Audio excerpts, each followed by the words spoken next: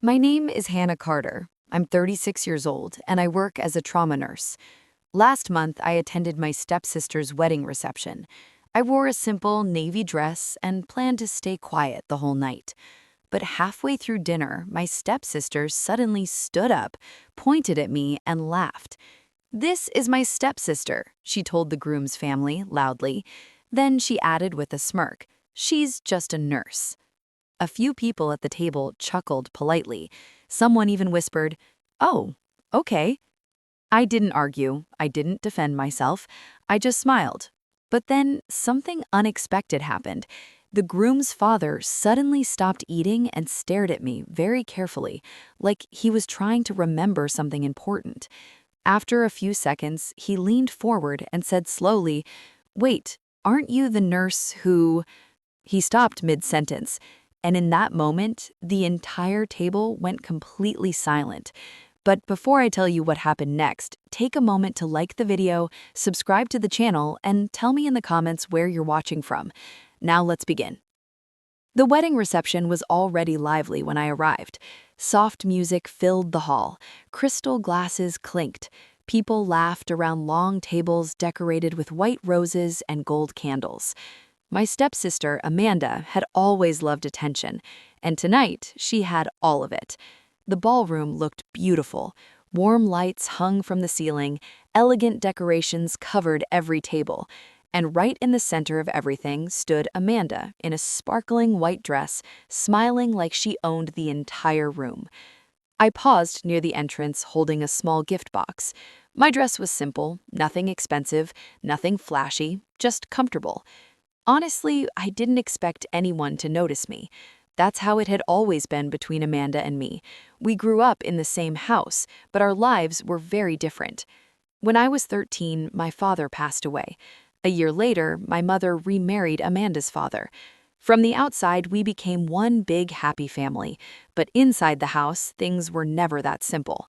Amanda grew up with everything: private schools, designer clothes, luxury vacations. Meanwhile, I worked part-time jobs throughout college.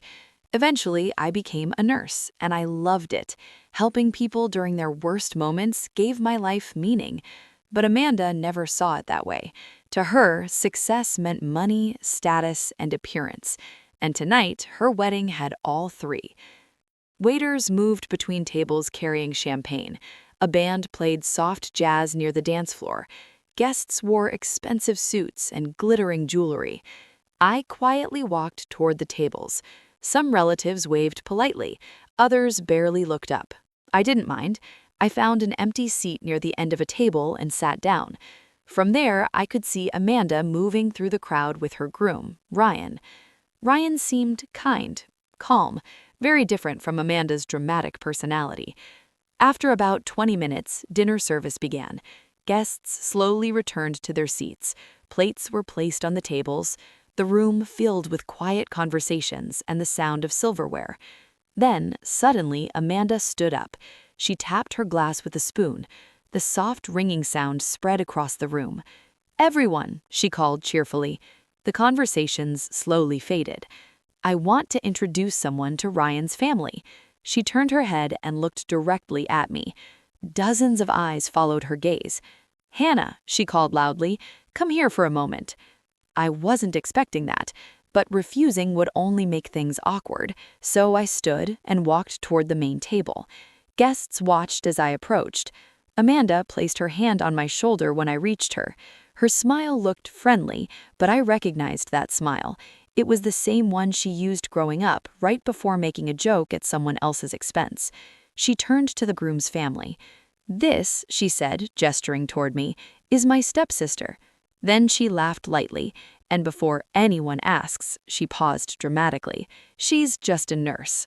A few people chuckled. Someone said politely, "That's nice." A familiar wave of embarrassment rose in my chest, but I kept my face calm. I simply smiled. I learned a long time ago that arguing with Amanda only made things worse. For a moment, the conversation continued. Guests picked up their glasses again. Someone changed the subject.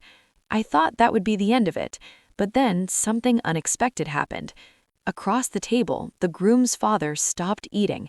He was an older man with gray hair and thoughtful eyes.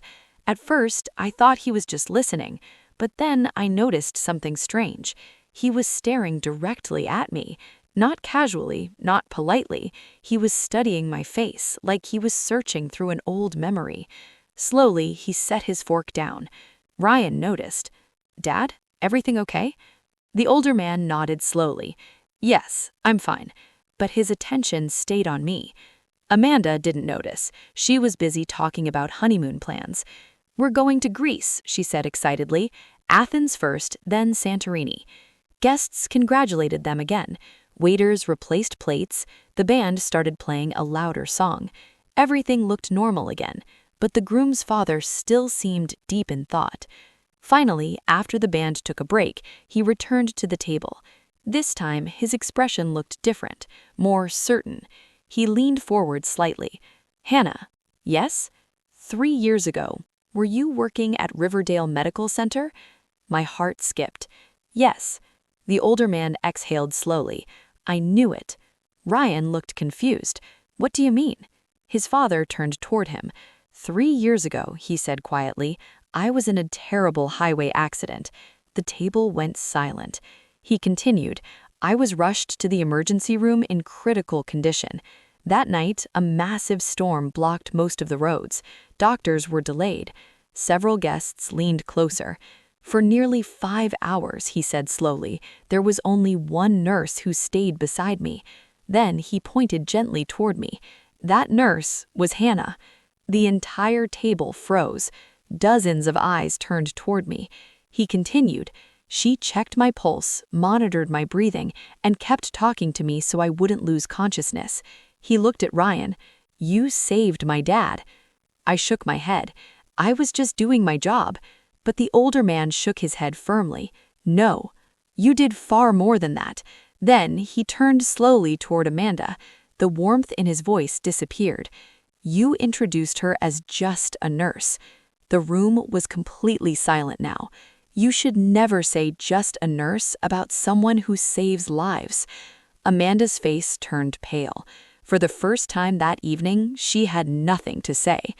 Ryan stood up and walked around the table. Then he extended his hand toward me. "Thank you," he said sincerely.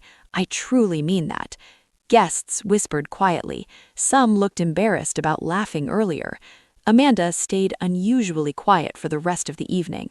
Her confidence was gone, and for the first time in years, she avoided looking at me. Sometimes the most powerful moments in life don't come from revenge. They come from truth. And that night, an entire room learned something important. Never underestimate someone because of their job, especially when that job is saving lives.